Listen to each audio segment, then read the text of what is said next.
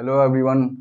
आप सभी बच्चों का अपनी परिवार एक्सेलेंस मैथमेटिक्स क्लास में स्वागत है। तो चलिए आज के इस नए वीडियो हम क्लास 11th का question number 21, question number 22, question 23 यानी कि एक्सरसाइज 6.1 का करवाएंगे और सभी बच्चे ध्यान दीजिएगा और बहुत ही मज़ा आएगा, क्योंकि इसमें मज़ा क्या आएगा, आप बहुत बच्चों को समझ में नहीं आएगा ज़्यादा, जो सच्चाई वाला बात है, क्योंकि इसमें स्टेटमेंट टाइप का क्वेश्चन है। और आप सभी बच्चे क्लास 10 से आते हैं, यानी बिहार बोर्ड के बच्चों को इंग्लिश पढ़ने में दिक्कत होता है, समझने में दिक्कत होता है।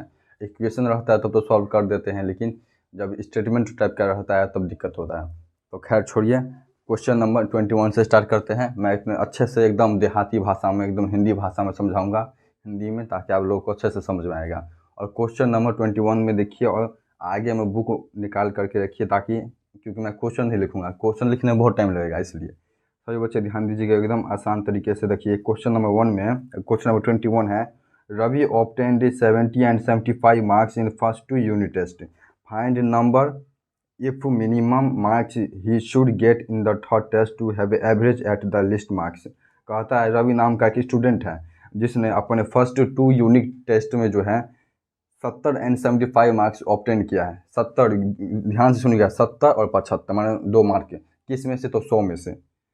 तब वो कहता है कि उसका थर्ड टेस्ट जो होगा, उसका थर्ड टेस्ट, और ये सब खास कर CBSE में थर्ड टेस्ट होता है, फर्स्ट टेस्ट सेकेंड टेस्ट होता है, बिहार बोर्ड में नहीं होता है। तो आप मान के चलिए रवि नाम का जो स्टूडेंट है वो क्या है, तो बिहार बोर्ड का स्टूडेंट है, CBSE का स्टूडेंट है, CBSE का स्टूडेंट है। उसने 70-75 मार्क गेन कर लिया। क्वेश्चन हमको क्या कहता है कि इसका थर्ड टेस्ट में जो है 60 में से, मतलब कि कहता है थर्ड टेस्ट में उसका कितना मार्क आएगा।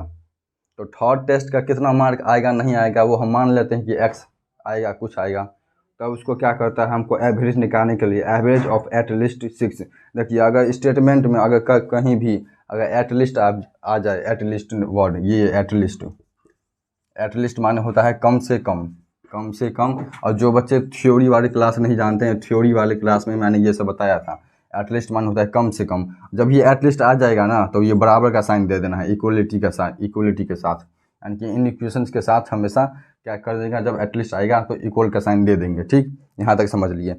उसके बाद एटलीस्ट, एवरेज, और किसी भी चीज़ का हम एवरेज कैसे निकालते हैं, तो देखिए एवरेज निकालने का फॉर्मूला होता है क्या, जो कुल संख्याओं का योग बटा कुल संख्या, कुल जितना संख्या दिया है उन सभी का योग कर देंगे और बटा में जितना संख्या रहेगा उससे उसको भाग दे देंगे, उसको कहते हैं एवरेज निकालना। एवरेज इसी तरह निकाला जाता है। तो चलिए क्वेश्चन नंबर 21 से स्टार्ट करते हैं। देखिए, रवि ऑब्टेंड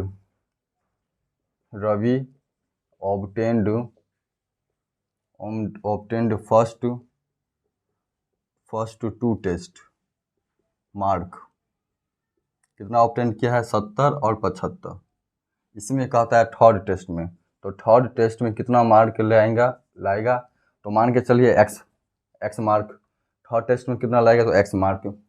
ठीक, मान लिया हम इतना। अब इसमें क्या करता है, एवरेज निकालने के लिए, तो एवरेज अकॉर्डिंग टू क्वेश्चन देखेंगे, अकॉर्डिंग टू क्वेश्चन, ATQ का मतलब अकॉर्डिंग टू क्वेश्चन। एवरेज मैंने बताया था अभी, एवरेज कैसे निकाला जाता है, एवरेज बराबर कुल संख्याओं का योग बटा में कुल संख्या। तो यहाँ पर कुल संख्या क्या है जी, 70 प्लस 75, यानी कि 3 गो एग्जाम दिया था, first second third. First exam का मार्क 70 है, सेकंड का 75 है और थर्ड का x है। तो तीनों को क्या कर देंगे, जोड़ देंगे, 70 जोड़ 75 जोड़ x।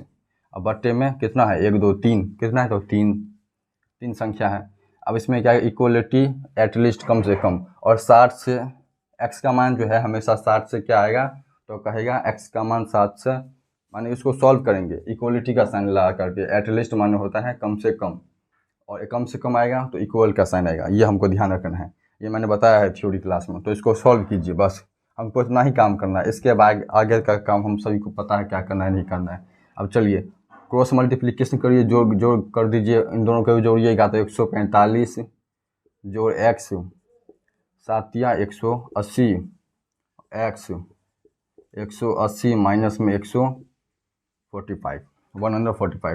तो इस कंडीशन में x is greater than and equal to 35। देखिए अब हमको कहता है रवि हमको आंसर आ गया, Ravi obtained in third test mark, कहता है रवि का थर्ड टेस्ट का मार्क कितना आएगा, तो एक्स का मान जो है यानी कि 35 भी आ सकता है और 35 से बड़ा ज़्यादा भी आ सकता है, लेकिन 35 से कम नहीं आएगा, 35 से ज़्यादा आएगा या तो बराबर आएगा, 35 का बराबर या तो ज़्यादा आएगा, यही होगा आंसर बस। अब 35 से आगे 36 हो सकता है, 37, 38, 40, 50, 60 कुछ भी हो सकता है, तो यही आंसर था, देख लीजिए हो गया, कुछ नहीं इसमें। अब 22 नंबर देखिए, 22 नंबर भी सेम इसी तरह का है, सेम टू सेम इसी तरह का क्वेश्चन है, देख लीजिए 22 को सॉल्व करते हैं।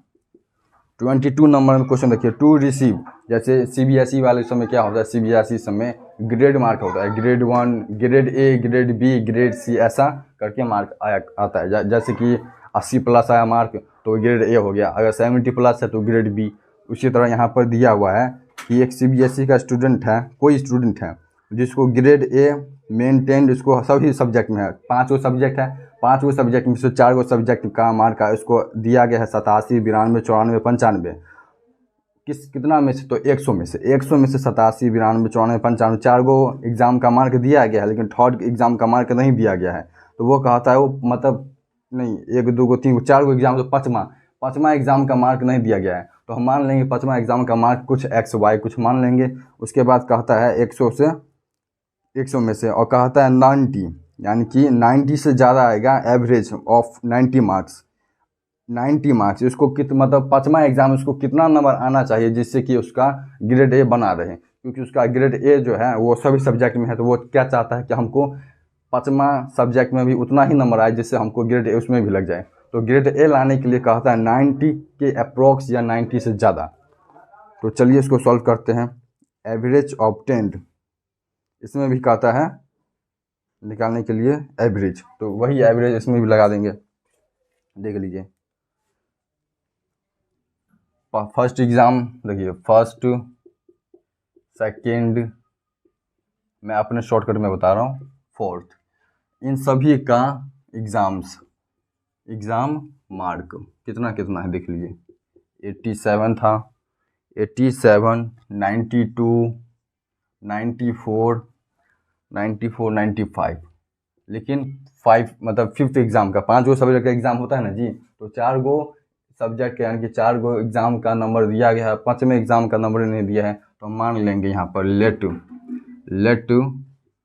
फिफ्थ एग्ज़ाम मार्क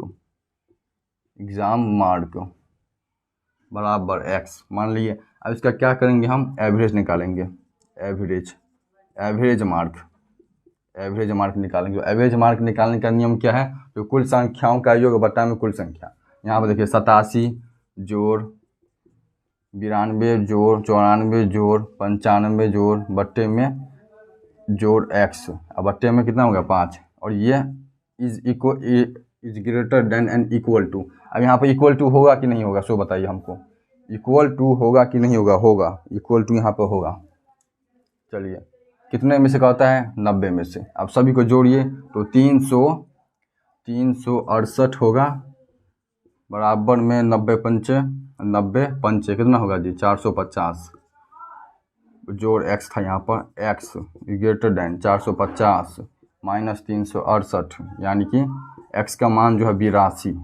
देखिए अब यहाँ पर क्या आता है, एक्स का मान जो है यानी कि 82 से ज़्यादा आएगा और 82 के बराबर आएगा, लेकिन 82 से जब भी कम आएगा तो उसका ग्रेड बी हो जाएगा, और वो चाहता है कि हमको ग्रेड ई ही रहना चाहिए। वो क्या चाहता है स्टूडेंट, कि हमको ग्रेड ए रहे, और ग्रेड ए के लिए 82 लाना अनिवार्य है, तो हमको देख रहे हैं 82 आ गया है, 82 से ज़्यादा भी हो सकता है, तो बस हो गया, इसमें कुछ नहीं है। ग्रेड ए के लिए इसमें लिख देंगे एक्स बिलोंग्स टू 82, और 82 से ज़्यादा भी आएगा तो प्लस में इन्फिनिटिव ले लीजिए, हो गया।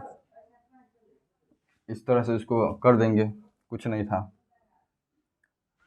चलिए 22 हो गया, 23 नंबर क्वेश्चन देखिए, 23 नंबर क्वेश्चन कहता है, find the all pairs of consecutive odd positive integers both of which are smaller than 10 such that their sum is more than 11। इसमें कहता है बच्चों कि सभी लगातार 4 मतलब लगातार ओड संख्याओं का कहता है सम कितना होगा, तो 11 होना चाहिए। लेकिन नियम ये इसमें क्या कर दिया कि 10 से पहले, माने कि 10 से कम, 10 is smaller than, 10 is smaller than, 10 से कम जो है लगातार विषम संख्या रहना चाहिए। विषम संख्या और संख्या, जैसे हिंदी में विषम संख्या बोलते हैं, विषम संख्या लगातार क्या होता है 1, 3, 5, 7, 9, 9 ही तक है, क्योंकि उसमें कहता है 10 से पहले। और हमको कहता है कि ऐसा विषम संख्या जोड़े, मतलब कि जोड़ करके हमको 11 आना चाहिए, 11 से ज़्यादा। तो देखिए लगातार कंसेक्यूटिव, इसमें कंसेक्यूटिव माने होता है लगातार, कंसेक्यूटिव माने लगातार होता है। देखिए लेट देखिए 10 से पहले का क्या कितना होता है ऑड नंबर, 1, 3, 5, 7, 9 होता है, 10, 11, 10 नहीं होता 11 होता है। तो हमको कहता है कि ऐसा दो ऑड नंबर को जोड़ के हमको क्या आना चाहिए, तो 11। तो उसके लिए ऑड नंबर का नियम लेट मानेंगे, लेट फर्स्ट ऑड नंबर, देखिए ऑड नंबर हम मान लेंगे x, और x में ही अगर x+2 कर देंगे, जैसे कि पहला ऑड नंबर हम जानते हैं 1 होता है, और 1 के बाद अगर कोई पूछेगा तो हम क्या कहेंगे कि 1 में 2 जोड़ दो, वो होगा जाएगा उसका दूसरा ऑड नंबर। तो देखिए 1 है, 1 के बाद उसमें 1 में 2 जोड़ देंगे तो कितना होगा 3 होगा, 3 में फिर 2 जोड़ देंगे तो 5 होगा, 5 में 2 जोड़ देंगे तो 7 होगा, 7 में 2 जोड़ देंगे तो 9 होगा। इसी तरह इसमें भी क्या करेंगे, x है तो इस कंडीशन में x जो है वो 1 के बराबर है, तो इसी में x+2 कर देंगे तो वो 3 हो जाएगा। तो देखिए सेकेंड ऑड नंबर हो जाएगा x+2। अब नियम कहता है हमको क्वेश्चन के अकॉर्डिंग टू क्वेश्चन कि इन दोनों को जोड़ करके जो है क्या आना चाहिए, 11 से ज़्यादा आना चाहिए, 11 से ज़्यादा आना चाहिए इन दोनों को जोड़ करके। लेकिन x+2 को जोड़ देंगे, अब बड़ा इज ग्रेटर दैन, क्योंकि मोर देन लिखा हुआ है लास्ट में, देखिए more than, some is more than, दोनों को जोड़ करके सम इज मोर देन 11 देख लीजिए, मोर देन। अब दोनों को जोड़ दीजिए, 2x जो 2, 11, 2x is greater then 11, 2 minus 2, 2x is greater then 9x, 9/2, x is greater then 4.5, यानी कि x का मान जो है 4.5 से ज़्यादा आना चाहिए। तो इस और x इस कंडीशन हमने क्या माना था ऑड नंबर, हमको ऑड नंबर कहता है 4.5 से पेयर बनाने के लिए। हमको क्वेश्चन में कहता है पेयर, और पेयर माने होता है जोड़ा, पेयर माने होता है जोड़ा बनाने के लिए। तो पेयर हम बनाएंगे x ऑफ पेयर, तो इसका हम जोड़ा बनाया जाएगा 4.5 से ज़्यादा। तो 4.5 से ज़्यादा देखिए क्या है 5 है, 3 नहीं ले सकते हैं क्योंकि 3 जो छोटा हो जाएगा, हमको चाहिए 4.5 से ज़्यादा। तो 4.5 से ज़्यादा 5 है, 7 है, 9 है, 10 तो होगा ही नहीं, 11 ले नहीं सकते हैं क्योंकि 10 से पहले ही हमको कहता है लेने के लिए।